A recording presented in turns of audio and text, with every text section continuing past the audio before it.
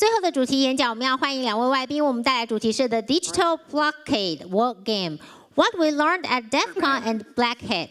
Ladies and gentlemen, please join me in welcoming Ms. Nina Kollars, Associate Professor, and Mr. Jason Vogt, Assistant Professor, both from the Strategic and Operational Research Department of United States Naval War College, to deliver their speech. Welcome!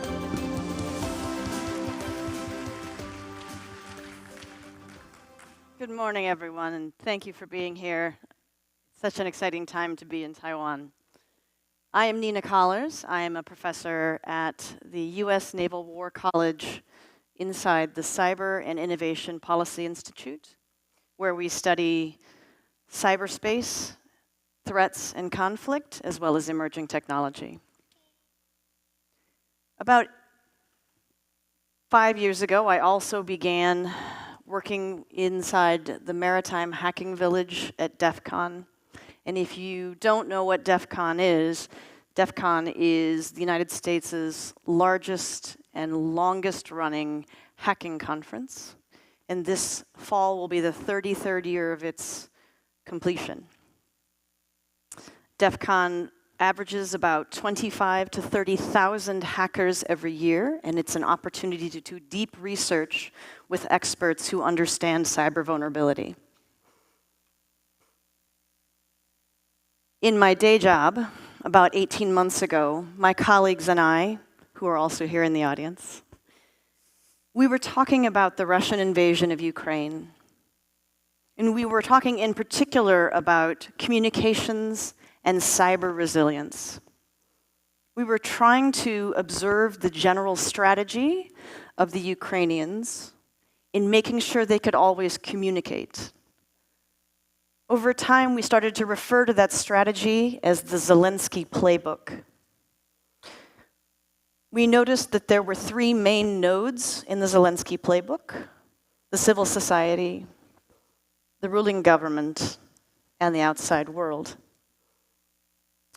In thinking about communications resilience and cyber resilience, we noticed that the Ukrainians were doing a particularly good job of making sure that all 3 nodes could always communicate, so that people could understand what their government needed them to do and show the world what was happening. We talked about this for quite some time, and it occurred to us that maybe we should think about this question for Taiwan. And so we asked the question, very simply, should Taiwan emulate the Zelensky playbook? So we took our students, we started doing research, we mapped out many of the critical infrastructures of the main island. Our students came back with wonderful reports. And we had all this data gathered together about energy, about water, about city streets. And then we decided, I still don't know what this means. So I turned to my colleague and dear friend, Jay, and I say, Jay, what should we do?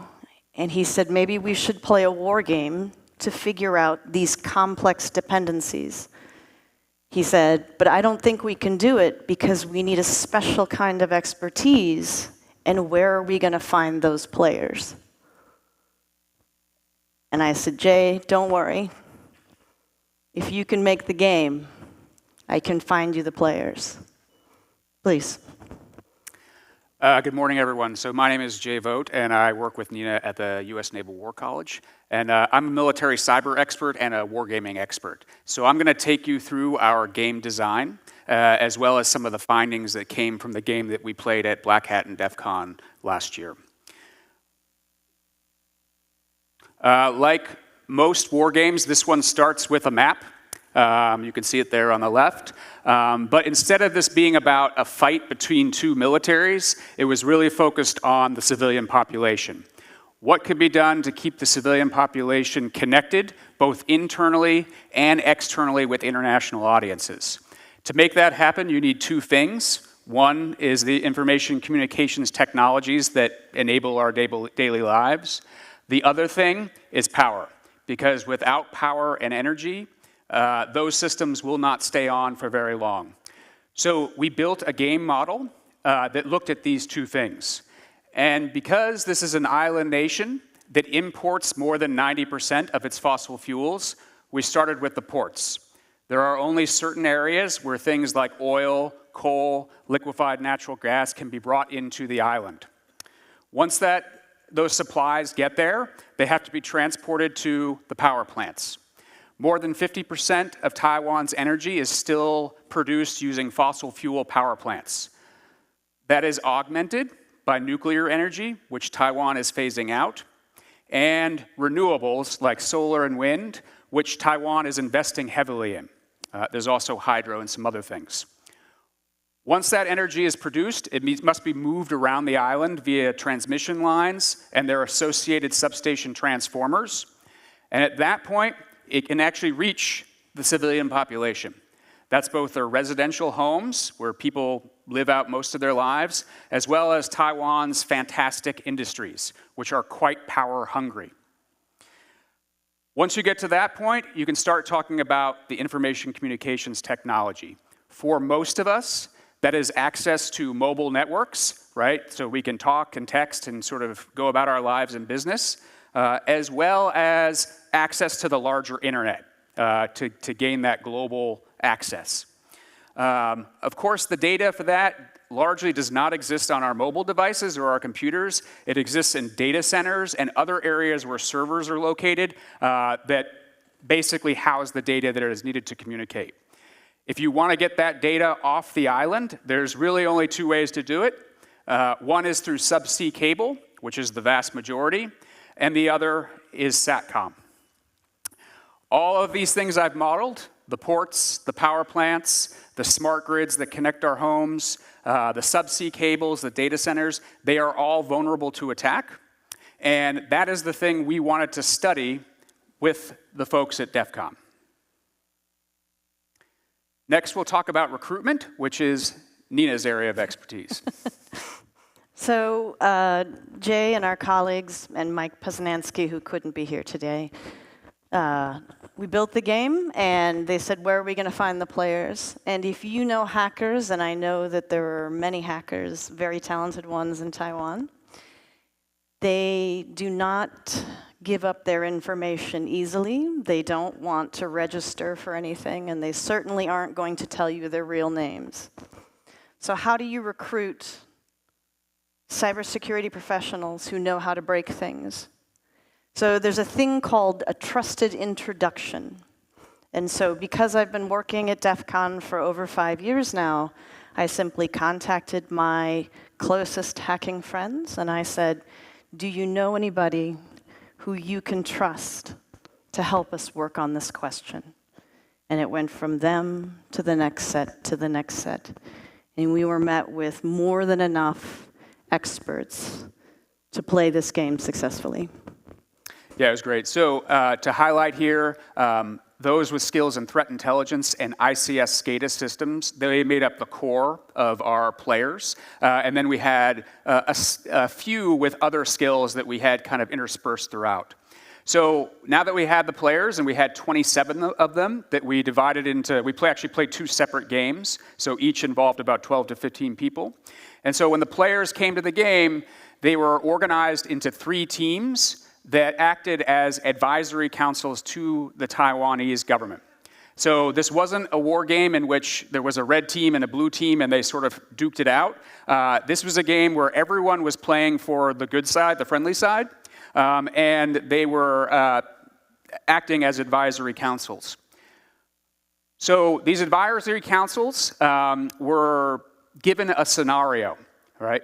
And this scenario involved a People's Republic of China attack on Taiwan.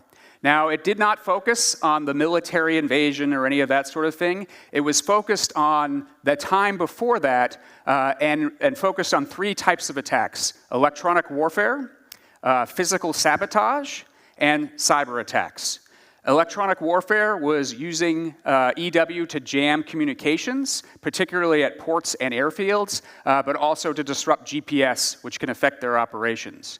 Sabotage, physical sabotage, focused on cutting subsea communications cables, as well as setting fires and other disruptions to substation transformers, and other power facilities around the island.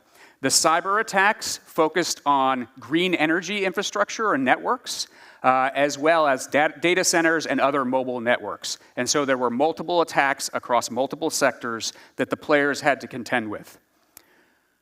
Once they had the scenario, and I forgot one important thing, the scenario took place in 2030, so it was a future scenario. Once the players had been briefed on the scenario, they were brought back to, in this case, August 2024, because that's when DefCon was, and they were told that they have 5 years, right? So what recommendations would they make to Taiwan's government over the next 5 years that could help mitigate the attacks that occurred in 2030? We asked them to think about 3 different areas. Physical infrastructure, right? So things you could buy or upgrade to harden it. Cybersecurity, which referred to software or industry best practices that could be used to make communications more secure or resilient. And recovery. So you assume that the bad things have happened, that the attacks have occurred, and now we want to get things back online. Those were the 3 areas we asked for their recommendations. The players, then after they presented, each team presented its recommendations, they had an opportunity to vote. They voted as individuals, not as teams, and they could not vote for themselves. That was the way the game was played. So, these are the findings. So the players of both games came up with 65 different recommendations for what could be done to improve the infrastructure. The vast majority, 70%, had to do with infrastructure upgrades, physical upgrades. 20% were in the recovery area, and that focused most heavily on critical spares. So things you could buy and stockpile now, particularly on the power side, but also on the communication side, that you would want to have available so if things went down, you could bring them back online relatively quickly. The last area was cybersecurity, and even though this was seemed like a smaller number of the ideas, these were the software-based solutions. These were actually very popular and effective. They tended to get a lot of votes. The players also came up with 3 different strategic approaches in terms of how these investments could be laid out over time, and we'll talk about each one of those here over the next few minutes. So first, when it comes to the recommendations, the players felt very strongly that what we call the cheap and the many was the way to go. And so what this had to do with was buying lots of already existing technologies and spreading them throughout the population. This included things like ham radios, using Raspberry Pi mesh networks, microwave relays to move data around the island, as well as some novel approaches such as using balloons or drones to basically augment your cellular networks, right? So if they went out on the ground, you could augment them from the air. You also had ideas like creating apps to use Bluetooth as a means of communications, of peer-to-peer communications, if your cell phone network started to go down. You could still use the apps to use peer-to-peer communications. Also, crypto hashtags to build secure government communications so that people would know that the messages they would be receiving would come from the government and not somewhere else. The players also spent a lot of time talking about power generation and as I said before, critical spares. A lot of discussion about modular nuclear reactors, which you see up there on the left, as well as some novel things like tidal wave generators.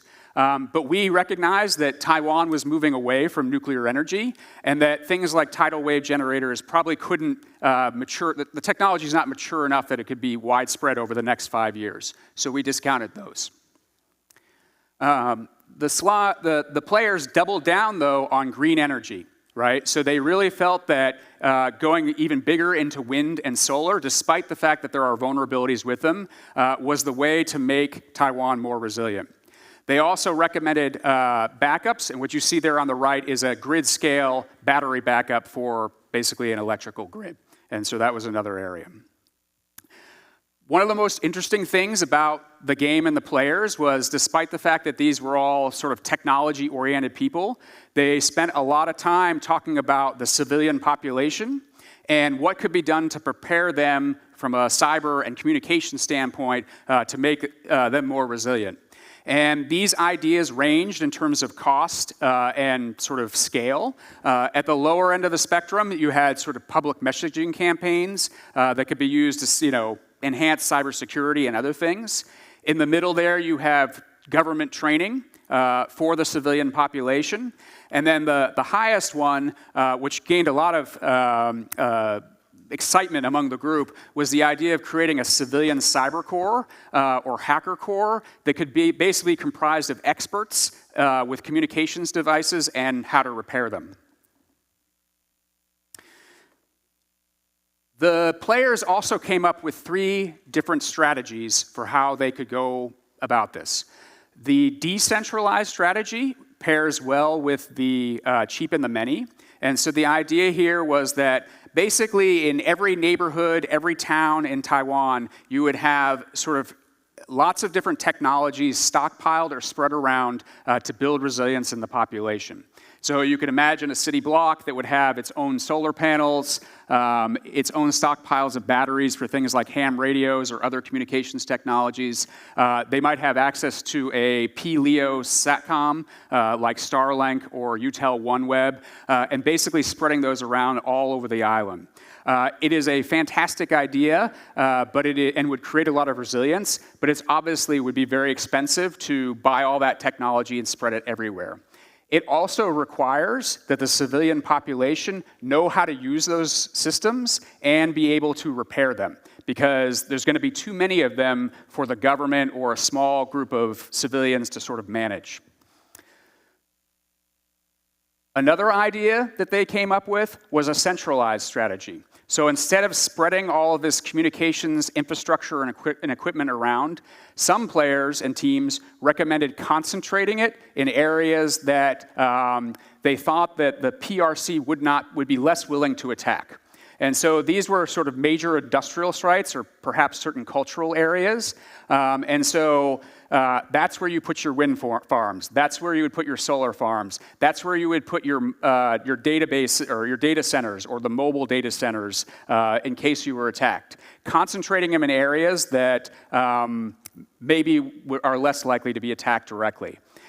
This has some advantages in that I think at least from a power standpoint, Taiwan is already moving in this direction. You're already trying to get renewable power to places like industrial sites.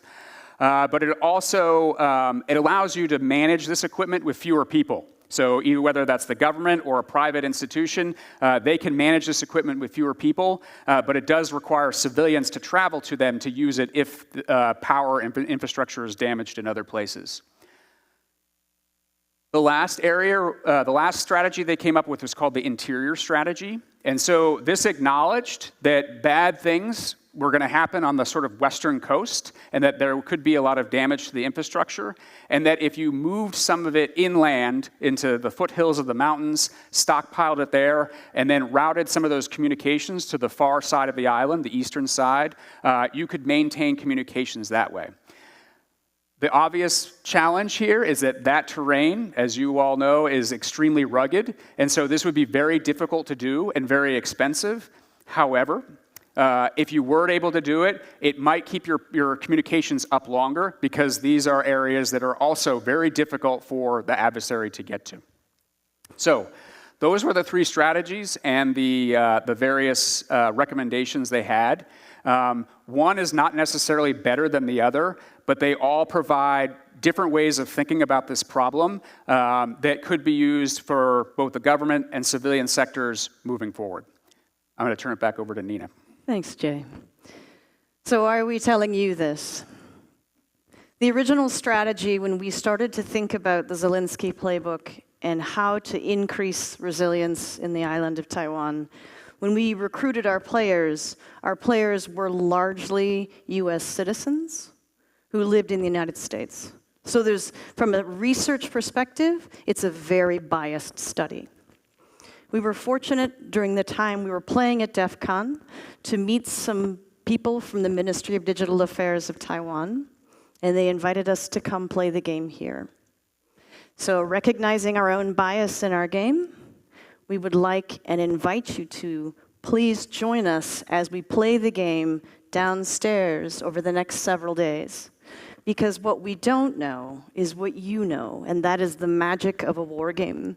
People who know policy, people who know systems, people who know machines and vulnerabilities.